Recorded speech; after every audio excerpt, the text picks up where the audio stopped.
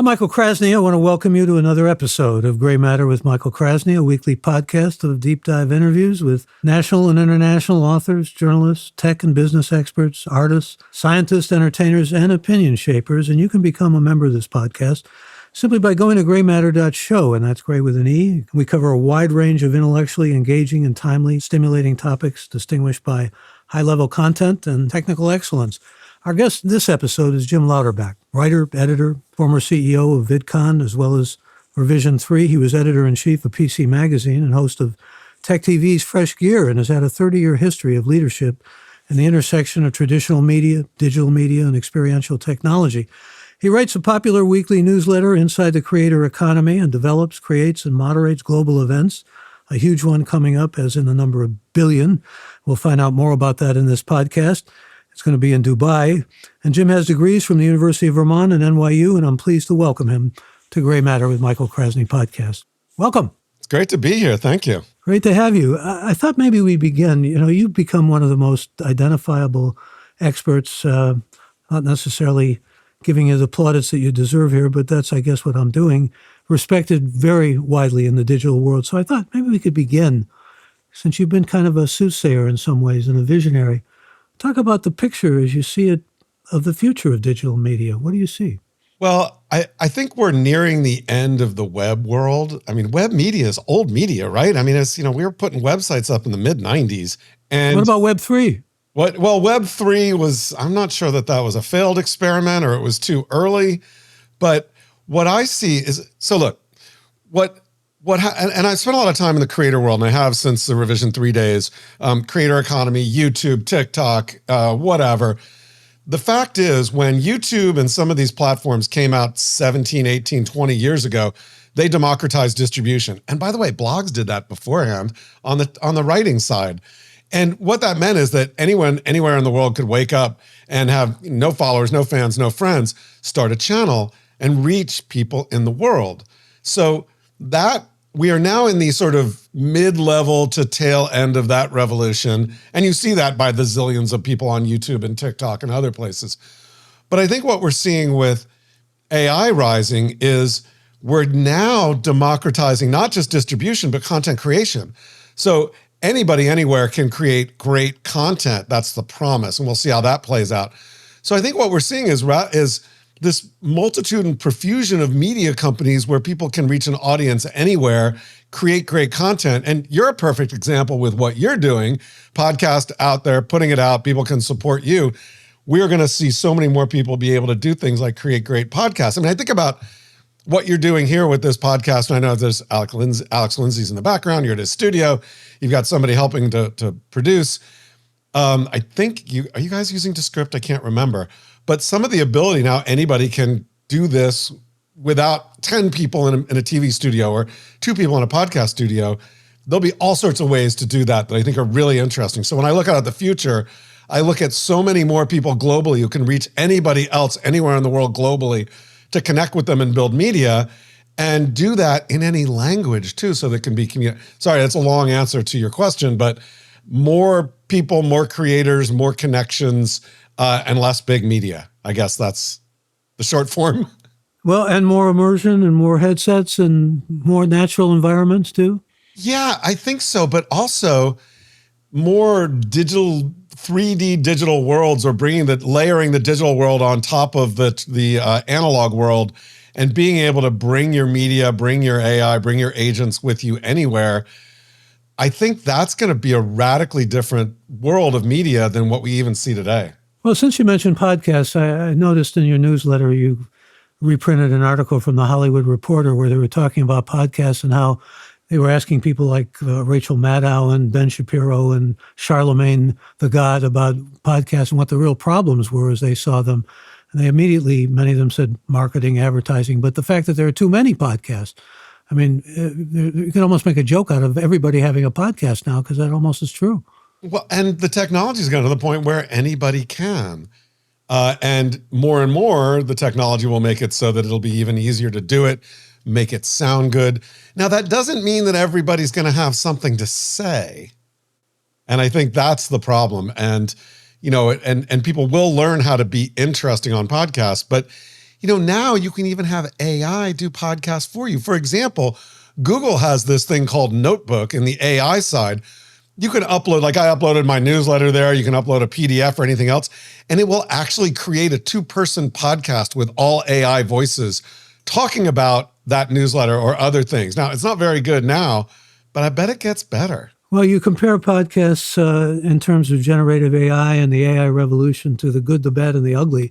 And there are some ugly sides to this. I mean, it's bad for, you point out, I think it's bad for creativity. It's bad for monetization. It's also really not very good for the creator economy. No, in many ways, if you can have a great creator who is a virtual creator and run by AI and all, and it engages you, that will mean less work for real creators. I'm actually writing right now because I put my newsletter out every Monday, and there is a new platform that I just found out about. I'm looking it up here, so it's interesting. It's called, imagine Twitter, right?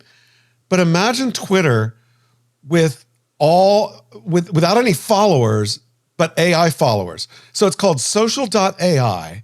And you go in and you register, and you can post on Twitter just like, hey, what should I have for lunch? And you have all these followers, but every single follower is AI, and they respond to you. And so you've got like Flirty Fiona responding and Joyful Ginny, but they're all AI responding. And so what I want to know, and I have a question, I don't have an answer, but one of the reasons why we love social media so much is we'll post, and when somebody responds, it's a real person. We get this little dopamine squirt. They're paying attention to me. And if it's all AI, and they're all AI people paying attention to you, will we get the same level of dopamine squirts? Will it be as addictive? It certainly isn't today on social AI. It's kind of like decaffeinated coffee. What's the purpose? But I think as it gets better, it may end up being so. And the more AI are creators that we follow and love and engage with, and the less real people, that means less work for creators. So why do you say you don't trust ChatGPT? Okay, so AI right now, the way ChatGPT and others work, it's all about statistics. I'm gonna talk about math a little bit. And I was a math major before I got into media. But it is a prediction engine. It looks at the words you put in. It has a huge database of what words potentially follow that word. So think about the word cat. It has zillions of words that come after cat because it's looked at multi-bazillions of words across the internet and used it to train. Now, it could be cat food. It could be cat toy. It could be cat scratch fever. And based on the context of what's around it, it predicts whether it's cat toy, cat food, or cat scratch fever. Now, I might have been asking about, tell me great songs about cats. And it could come up with cat scratch fever, but also something that's completely unrelated because cat happens to follow it. That's not a song at all, but it's a prediction engine. So it's almost always right. But like all predictions and all stats and all stuff like that, there's a confidence interval. And sometimes, even though 99% of the time it's going to be right, that 1% when it's wrong, it's fine if all you're doing is looking for fun songs about cats. It's not so good if you're looking for how to do surgery on a cat and it tells you to do something that kills the cat. Well, I'm going to ask Jim Louderback to make a prediction. I started out talking about having you be a visionary in digital media, which you've been for a long time. But I'm thinking about TikTok shutting down. I mean, you seem to be of the opinion it's probably going to go to the Supreme Court. And you just launched a website on TikTok, didn't you? So I launched a website. This is one thing that AI is good at helping you quickly develop code. I had this idea. I was like, well, okay, so you can't, I just moved. You can't see this on the podcast, but I'm going to show it to you. This is a countdown clock that I have from the year 2000. And so it was a Y2K countdown clock, and you put in the date and it would tell you how many days until Y2K happened when all of our computers would go, crazy and they'd crash and we'd be back to living in the Stone Age again. Well, let's just say that didn't happen. But I love the whole idea of a countdown clock. And I was like, we should have a TikTok countdown clock. So it counts down how many days until TikTok gets either shut down or has to sell to somebody else. Is this sort of like the nuclear clock that's giving us like about 1 minute now or so? No, this is more like, we know it's January 19th, right? That's the date that the government said that TikTok has to either sell itself or it's going to be shut down in the US. And I said, okay, I'm going to create a countdown clock. And then I asked ChatGPT, I said, hey, ChatGPT, write me the code and make me a website for a TikTok countdown clock. So it count down the number of hours and days until we reach that time on January 19th when it has to be shut down. So it did. In about 10 minutes, I put it up, and then I bought the URL TikTok countdown clock and shoved it up there. So yeah, it was more of a joke than anything else, because I don't think it's going to actually get shut down on the 19th of January. But I do think that it'll go to the Supreme Court, and I think it's likely that changes will happen. And we can talk about that at any length that you want. But TikTok. Well, excuse me, isn't there a new app for college kids that'll probably replace it? You've pointed that out, I think. Well, yeah, we've had a number of new apps come out that want to be the next TikTok. If TikTok does get shut down in the US, I believe that what will happen will be like what happened in India, because India kicked TikTok out in 2020. And at first, a lot of new apps popped up that hope to be the next TikTok. But the big winner, Instagram. And so if TikTok does get kicked out, I think Instagram and YouTube will be the ones that benefit rather than a new app coming up. A lot of other stuff I want to talk with you about, Jim, needless to say, but let me go to some questions from listeners. This is Susan in Los Angeles who wants to know, what did you learn about online content leading Revision 3 and what has changed since then? Thank you, Susan. It's a good question. I learned that traditional television is not what you want to use, like the mechanics and the formats and everything of traditional television aren't what will work on YouTube and other areas. For example, Revision 3 was started by some people that I worked with at ZDTV, which was a cable network. And we were doing video podcasts, and then we started, I came in to run it. We started doing more stuff on YouTube. And we would, some of the people that were producers came from TV, and they're like, well, we've got to have an open, we've got to have a title slide. We've got to have, remember Game of Thrones, the open of Game of Thrones was the most beautiful 1 minute in television ever. But on YouTube and these platforms, you realize nobody sticks around for the open. You got to reach out and you got to grab their eyeballs and you got to pull them in right away. So you get right into the content. There's no, welcome to Revision 3 and it's time for our videos. No, you just got to start with the content. And so I think that idea that you need to go out and grab people and bring them in and hook them right away is something that I learned there. And if you look at today, we see even more of this, where it's also gotten to editing, whereas you look at a Mr. Beast video or other videos, they have this thing called retention editing. It's not just going out and sucking you in so that you start watching and don't leave in the first 3 seconds, but it's also, how do I give you high point after high point after high point after thing after thing after thing and keep you watching for 20 minutes? And that's what retention editing does. And so I've learned that it's not just hooking you at the minute and getting you in, but how do I keep you hooked through this continuous stream of cliffhangers and just on and on and on. And by the way, not me, I'm not very good at it, but what's working today on YouTube is this retention editing, hyper fast paced stuff that keeps you watching. Well, speaking of YouTube, here's Joseph from Tucson who says, when we talk about streaming, YouTube is often left out of the conversation, even though it's all my kids watch. How do you see YouTube fitting into the future of content consumption? It is the future of content consumption. And think about it, like on your smart TV, you've got Netflix, you've got Warner Brother Discovery, you've got Disney, you've got ESPN, all streaming. But as it turns out, you might think that the number one streaming app used on TVs today is Netflix. You'd be almost right. It's about 10% of all time spent. YouTube and YouTube TV, streaming to your television is 11%.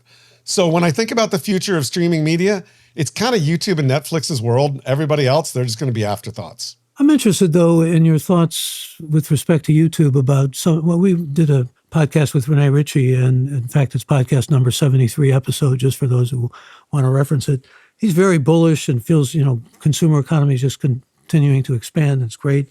But there's some real questions about who's going to benefit, and you bring them up in your work. First of all, you point out that Google owns it to begin with.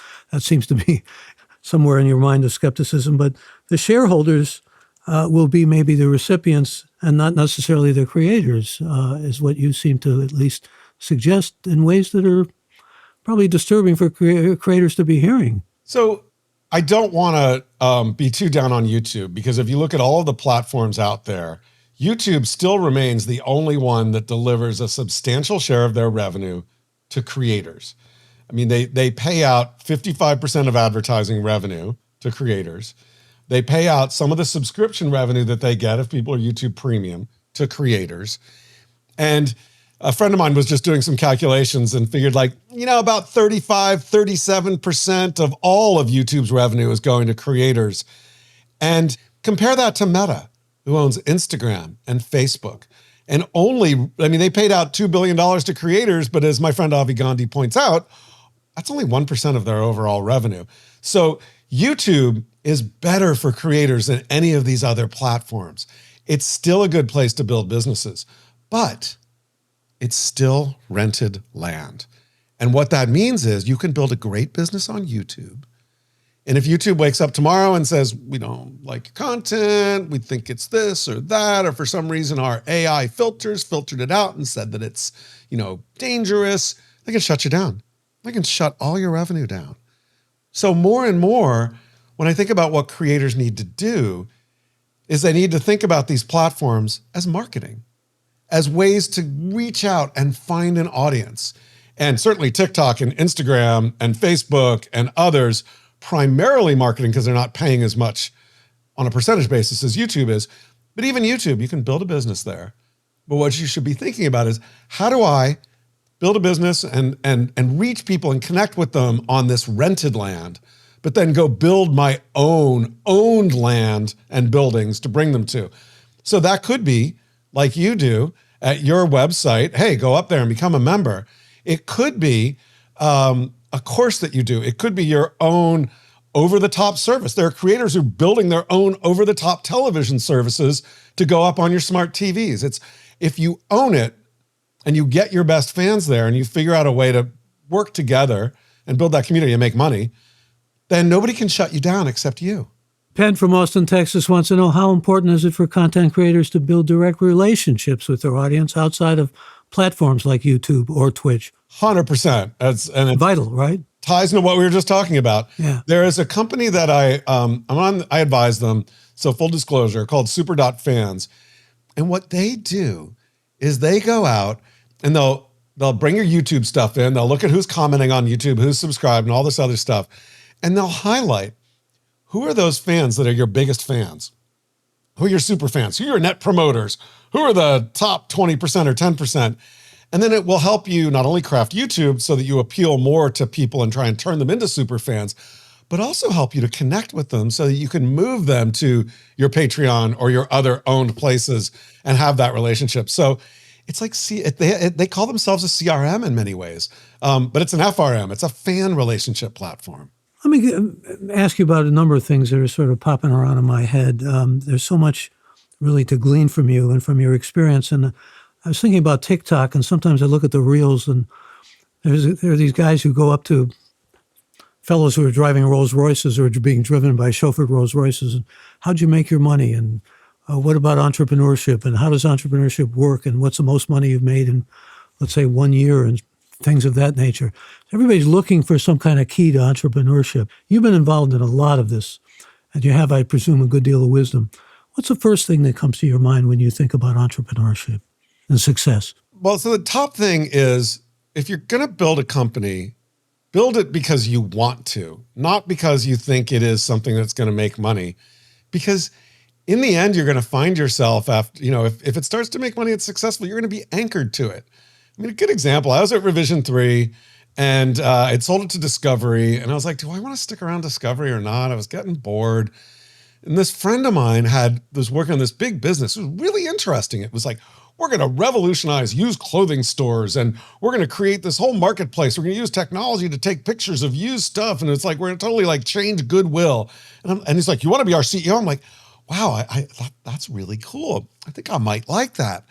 And then I talked to a friend of mine who actually had brought me into Revision 3, was chairman of the board. He gave me some really good advice. He said, look, and because he'd been through this, he said, it may sound good now, but imagine 2 years from now, all you're doing is working at a company that's taking other people's junk and tarting it up and selling it to other people. Is that something you really want to do? And I was like, no, it really isn't. So I didn't pursue it. So you did what you wanted to do. I mean, that may be the key, huh? Yeah, and it doesn't mean that, like I really want to just spend my life on the beach. I'm going to make a business about that. Well, some creators have, but probably not a business that you're necessarily going to do really well at. So I think that's one thing. The other is, and it's just, if you do get in and start a business and CEO and you're running it, two things come to mind. One is align objectives.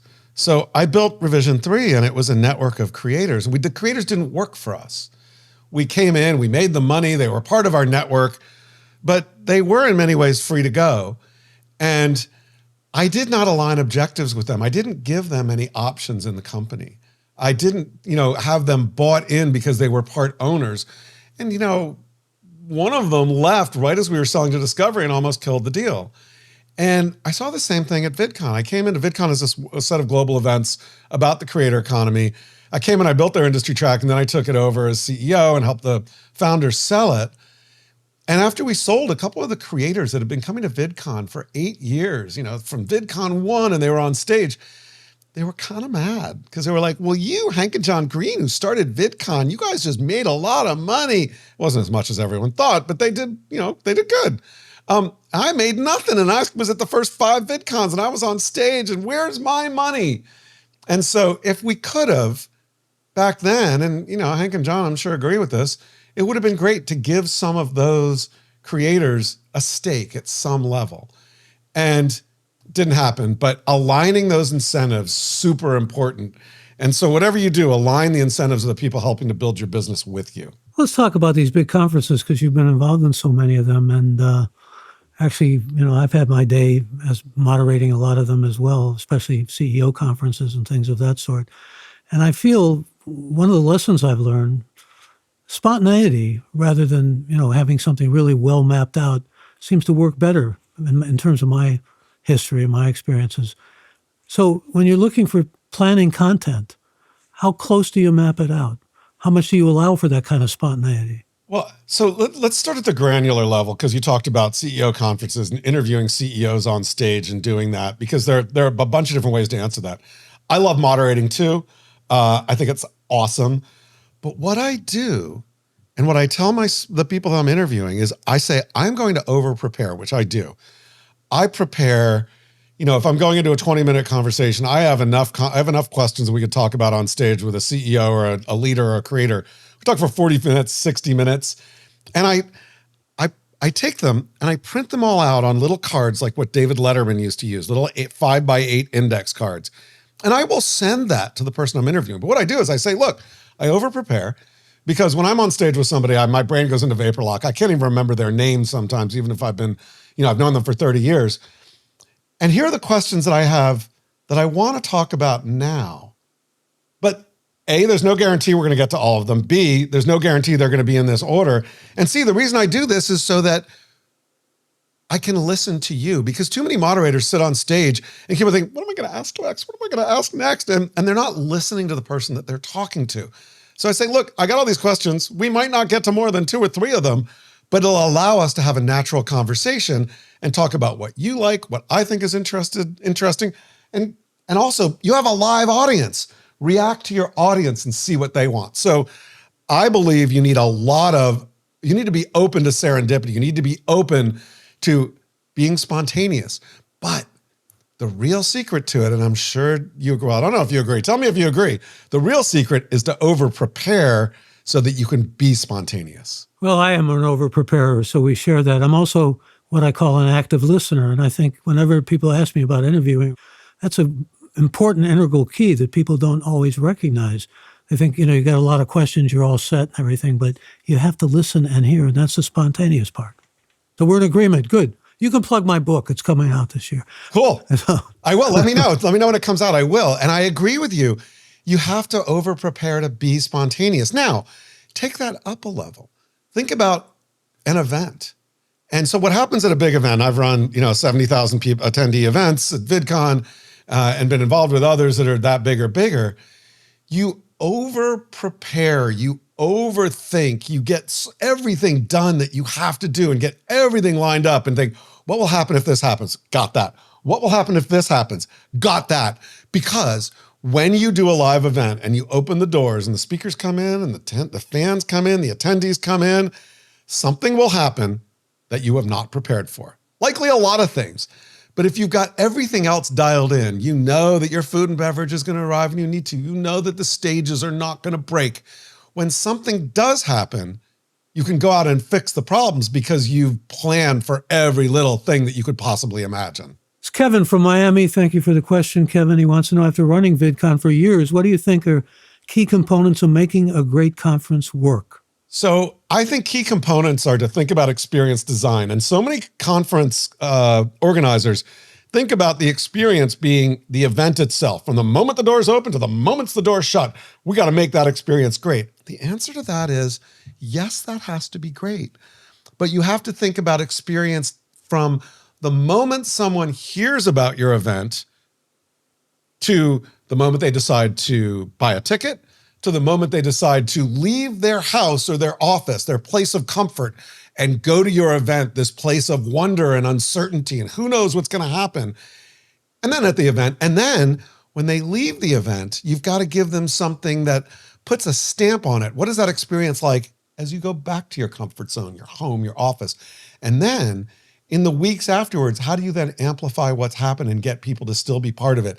There are all these stages of experience design that start months before the event and go on after the event.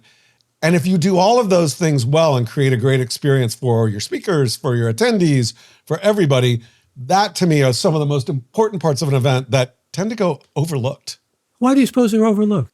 Because everybody works so hard to make the event so good. And what I was talking about before, you have to think about that event and all the things that might possibly go wrong and all the things that might possibly go right and optimize for so that you can fix problems that are happening during the event. But you don't think about the attendee journey and experience and the speaker journey and experience before you get there, when you arrive, as you walk in, because all of those shape your mental perception of the event. And by the way, do it right and they'll want to come back next year and they'll buy tickets right away. You talk a little bit about the Lighthouse for Creators. I'd like to learn more about it. It's $5,000 a year to join, a lot less to become a member of this podcast. But where do you see this going? Where do you see it developing, or how developing? Oh, the Lighthouse. Yeah, sorry, I thought you said the White House. The Lighthouse. So there's an influencer marketing agency, Whaler, run by a super smart guy, Neil Waller. And he had this idea, which was like, we've got the Soho Club, and we've got these other things, we've got co-working spaces. But being a creator is very lonely. You're an outdoor cat.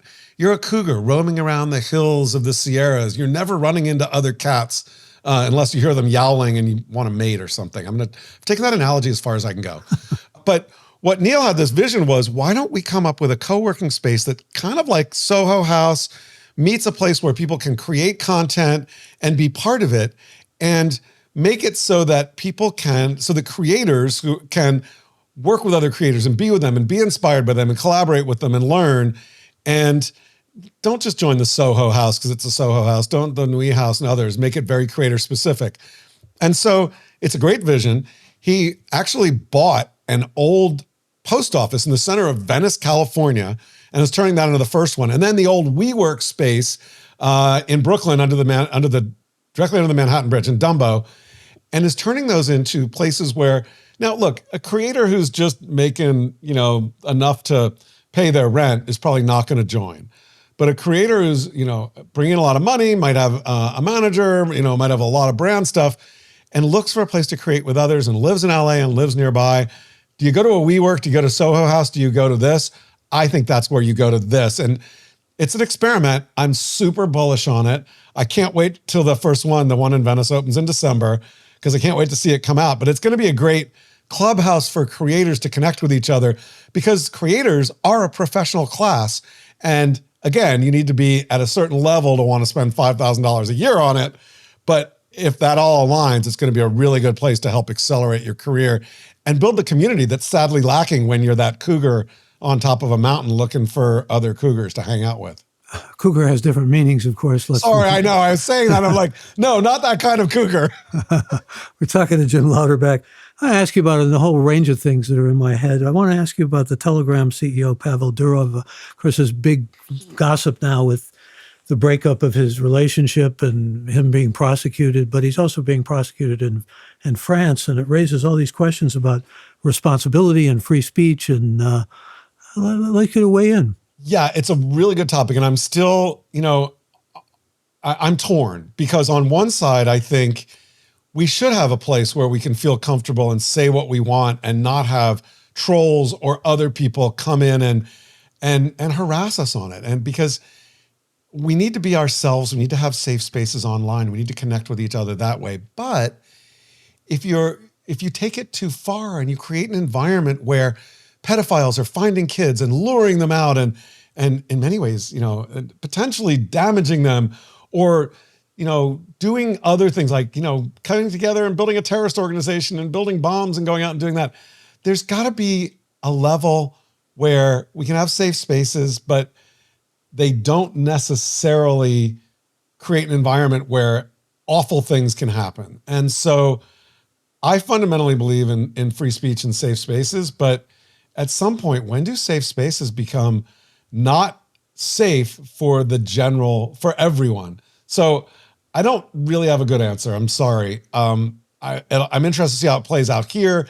I'm interested to see how it plays out on the social platforms and the way that they bring kids in and addict them to their content. And there are a lot of things we need to work out that I am not smart enough to say I know the way to do it.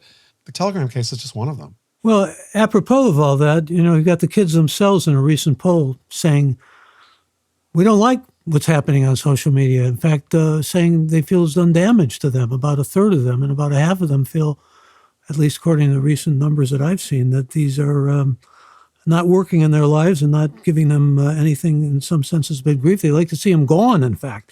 I mean, this is pretty surprising, but people think all these kids and teens love social media. No, they're being harmed by it, and it's being toxic, and it's being addictive. In fact, the FTC said about the top social platforms are vast surveillance and inadequate attention, and policies aren't enough. We need more legislation, obviously. But what kind of legislation? Well, there's a lot there you're asking, but I'll start with kids. And it is pretty clear to me that the social platforms, whether it's TikTok or Instagram or even YouTube in many ways, they're very good at getting kids to come in and addicting them to the platform. So over and over.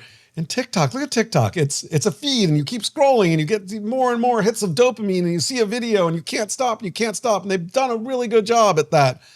But we see kids as young as 2 years old using TikTok with their parents because someone's got to, get them into it because they can't be a user themselves.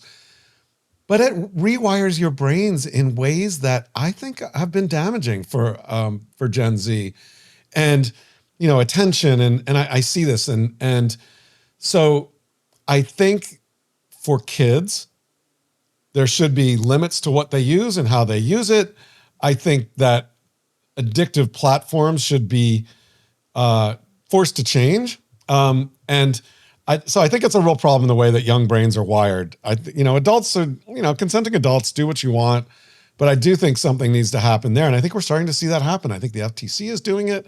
I think the state of California has started to do it. We see it also around the world. And look, in China, you can't even use TikTok as a teenager except for a couple hours a day. And that's where it comes from. Here's a question from Hank in Harrisburg, Pennsylvania. He wants to know, well, let me actually, Hank, before I go to your question, I want to go to one from Jennifer in Boston. She says, how important is it for creators to diversify their revenue streams, and what are some key areas they should focus on? Very important to diversify because the platforms, like I said, it's rented land and they could shut you down in a minute. And, you're making all this great money on AdSense on YouTube and suddenly it's gone.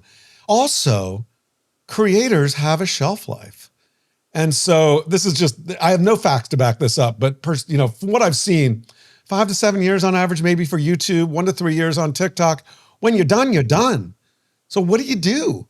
And chances are, if you're a creator, you started at 15, 16, 17, you've never worked anywhere, you've never been mentored. You may have skipped college and maybe even dropped out of high school. What do you do? And so this is where you really need to think about, how am I going to engage with my fans? How am I going to build businesses that will last longer than that? And how can I think about building skills that will be marketable and usable down the road as well? And so it's very important that some of the areas where you can think about do a Patreon where your fans give you money, create a product. What do your fans like? Is there something you can sell them? Create a community where you all hang out together and it's a private community and doesn't have all the risks of all the public communities. And maybe you charge a little bit for additional access there in that community. There are lots of them. You could create it's so easy to create. Look at that website I created. So easy to create a computer product that you may be able to do it and have a free version and then a paid version. So there are lots of different things out there that you can do. But the important thing as a creator is you've got to remember that the good times are not going to last forever.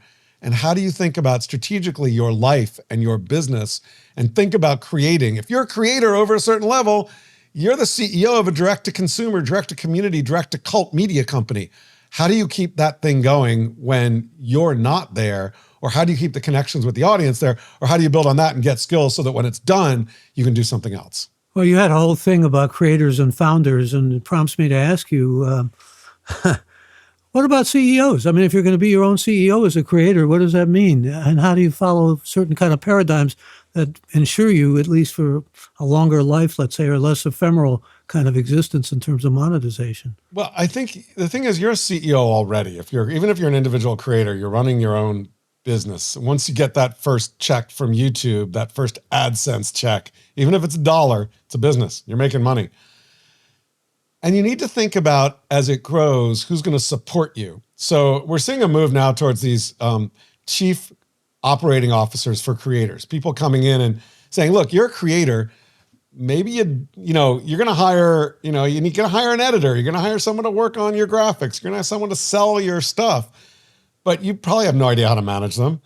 And you may find that you're good at it, but chances are you may find you don't like it or you don't know how to do it. You can waste a lot of time on that. So that's where a chief operating officer can come in and do the things that you don't like doing to free you up to create more or do the other things you want to do. So there is a level where you need to start thinking about how do you build your support team around you and figure out what you like and what you don't like. And more and more, I think creators are waking up to that. And more we're seeing professionals who can come in and help. I want to go back to Hank's question. Hank is from Harrisburg, Pennsylvania. And thank you for the question, Hank. He says, do you think there will be a future where some platforms go out of their way to expel bots and AI to ensure humans only via biometrics or other means? It's a really good question. And yes, I do. It may not be the platforms that we're currently using. YouTube is part of Google. Google is spending zillions on AI, and we're starting to see it infuse YouTube. And I'm worried about, and I've written about this, I'm worried about YouTube giving too much over to AI and making it making it less easy for creators to break through. You look at LinkedIn. I'm big on LinkedIn. I'm a big LinkedIn creator. And LinkedIn's owned by Microsoft. And Microsoft's doing a lot on AI. And they're shoving all this weird AI into LinkedIn. And who knows, that may end up being the death of LinkedIn at many levels. But what I think will happen is either some of the platforms will wake up and say, we are going to be for humans only and figure that out. Or new platforms will pop up to do it. And that just because YouTube is huge now doesn't mean it's going to be big down the road. I mean, think about CBS, NBC, and ABC. They were huge. They were everything. There were 3 channels. They were all you could watch in the 60s. And now they're being usurped in many ways by the YouTubes. YouTube's not forever. There will be other things, and AI could be the thing that pushes it over the edge. Well, let's talk a little bit about why you see the end of advertising. We've been talking about all these predictive things, and that has to do with anime. How's that tied in? Well, let's talk about the end of advertising for a minute because, and this was, I put this in my newsletter because it was a well-known venture capitalist who wrote about it. And a lot of the points that he made, I think are valid, which is advertising in an age where there were a limited number of media outlets was basically sell you something. We want you to like this thing, sell it, here it is, buy it, sell. Think about all the ads you see on television or you've seen in your life on magazines or other places. But as we move to a world where people are consuming media from people that they know and like and trust and connect with on communities, you think it on YouTube or on TikTok, the creators that you follow, the audiences and the people watching are more likely, they want to be entertained. They want to trust the people telling them things. And so advertising as a means to affect behavior through selling is being diminished. And instead, what buyers want, what people want, is to be entertained. They want to be connected with the brands that they are interested in. They don't want to be sold to. They want to be entertained, and they want to feel like they're connected. And so brands spending money to connect with people who potentially are buyers will continue to happen, but it's going to happen more with creators and things that people trust versus sell, sell, sell. And a really good example, so Duolingo, I'm familiar with Duolingo. It's an app to learn languages. And I could sell all day long saying, buy this, become fluent in French, buy this, become fluent in Spanish. Or I could create a TikTok famous avatar, mascot, a green bird. And I could put that bird into weird situations and be fun and entertaining and interesting and connect you with the brand through my TikTok famous mascot and be an even more profitable company. That's what Duolingo has done. They're not selling, they're engaging, they're entertaining. But it's why Duolingo is one of the most successful language learning things ever. They're not selling you, but they're creating an environment where you want to be part of it. Entertainment keeps coming back as a real motif here in terms of the future and digital success and so forth. I'm wondering how you see Meta in all this picture, particularly because you wrote about the Connecting conference that they had. And you were kind of skeptical, I think, about some of the things that came out of there, weren't you? Well, I was skeptical about some of what they announced, and same thing with Snap, because both of them are announcing these new virtual reality, AR glasses, things that merge the digital world with the physical world. Look, I'm a geek. I'm a tech optimist. This world is coming. I love that Meta keeps to push the envelope on what that might look like and how they do it. And then Snap Snap had a conference as well where they had their spectacles, and we're talking about the same thing. They're great steps forward. And I have a Meta VR Oculus down there. I have an HTC one. I don't use them anymore, and they're not there yet. And even though I really like the advances on the technology side that Meta has done with these AR Orion glasses, they're still 4 or 5 years out. Snap says that no one's going to buy their stuff until 2030. And so the thing to me is, I've seen many iterations of technology. It changes so quickly. In 5 years, things are going to be very different. What we think will work today will not be what's going to work 5 years from now. Think about the early phones that had keyboards. Remember the RIM? Remember I have one here. Remember the BlackBerry? Had a great keyboard. Nobody has keyboards on their phones anymore. What turns out was that the iPhone and the candy bar with a screen was the way that things went. Well, I'm excited about the fact that we're moving forward on what this merging of the digital and physical world will look like. But 5 years from now, it's going to be very different from the way Meta and the way Google and the way Snap and other people are imagining it. And that's okay. We need these failures in technology to get us to the point where we have successes. I remember ZDTV. Thank you. Yeah, and Tech TV was supposed to be, it was 24 hours of Tech TV. We were right across from you at KQED. And you were VP, you were a host, you were in charge of content and so forth. I mean, that was the wave of the future. I mean, we thought we were going to last who knows how long, maybe eternity, right? Yeah, so ZDTV, we launched it in 1998 as the .com boom was happening. And yes, we were right across the street, KQED. It was awesome. And one of the things that I played a big part in this and went out and sort of did this deal and brought it in. We were the first place to put real people on television. So basically it was a television network.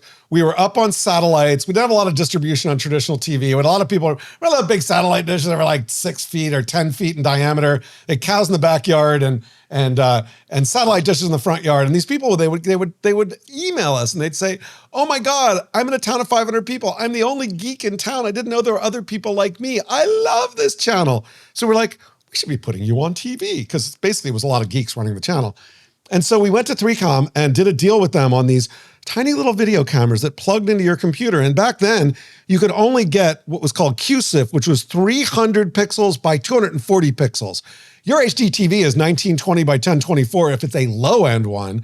And we were like a tiny little fraction of that, but we got 10,000 of them and we gave them out to our fans, and they would get on their computers, on their really slow modems, and they would dial in. And instead of doing a call-in show like what, this is basic or other people do, we would put them on TV. And that was amazing. Like, this is the future television. It's going to be all about putting people on TV. Instead, it turned into streaming, turned into YouTube. It turned into everybody being able to make their own channels.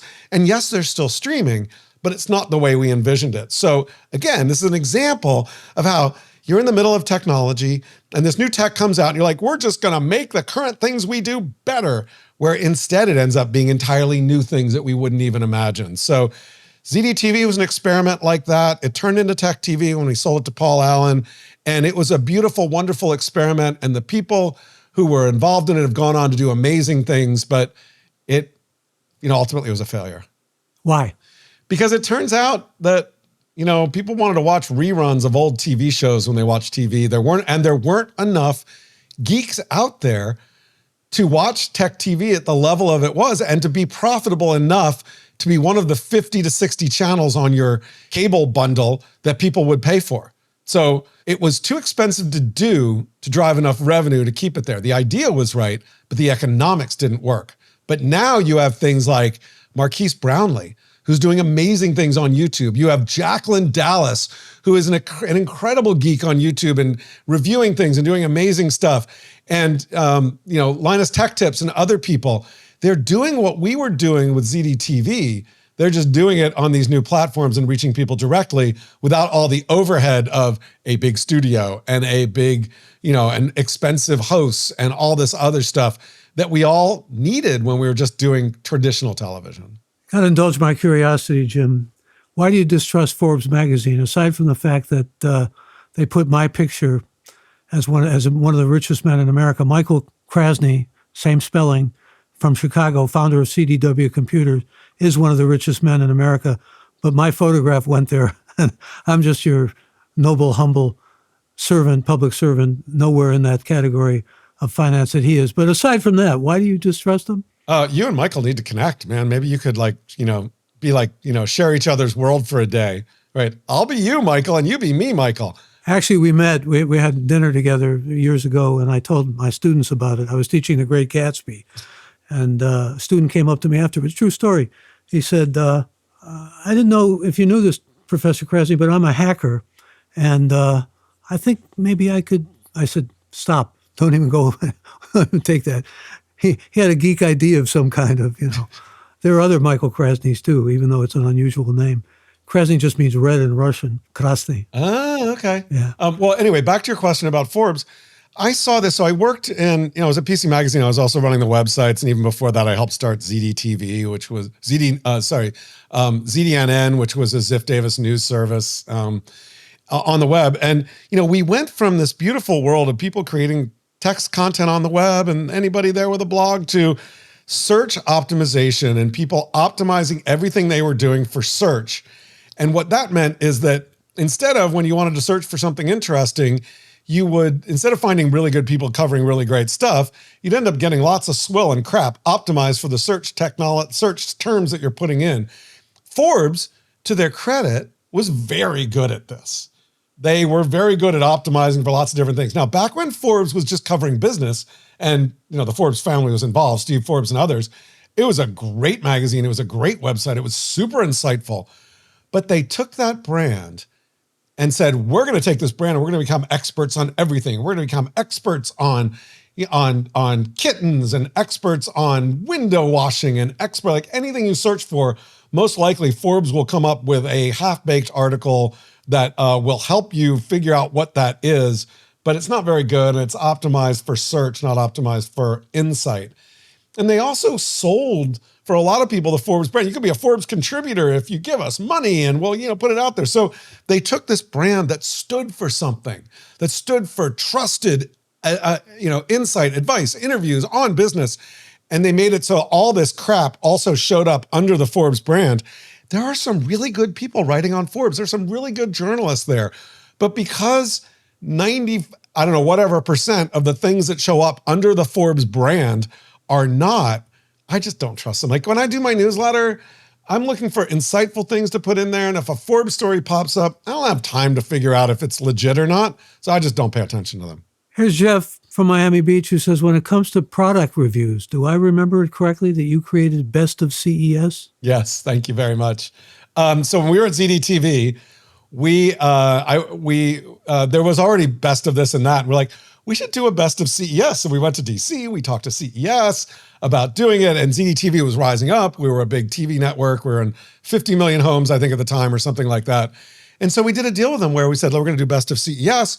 We're going to get product reviewers and people that we know the technology. We're going to give them different categories. They're going to go out, look at all the new stuff at CES, and we're going to do Best of CES, and we're going to air it on ZDTV, and we're going to give badges out to people and all that. And, it kind of ties into this stuff because I've been in magazines and other places and seen that these best of things work really well. So yeah, we did it for a few years, and ZDTV fell off a little bit, and then it got sold, and they moved it over to CNET from there because they wanted that reach, and we no longer had the reach. But yeah, I was involved in creating it, kind of led the content side of it, worked with a bunch of really smart people to make it happen. You still see yourself as a creator?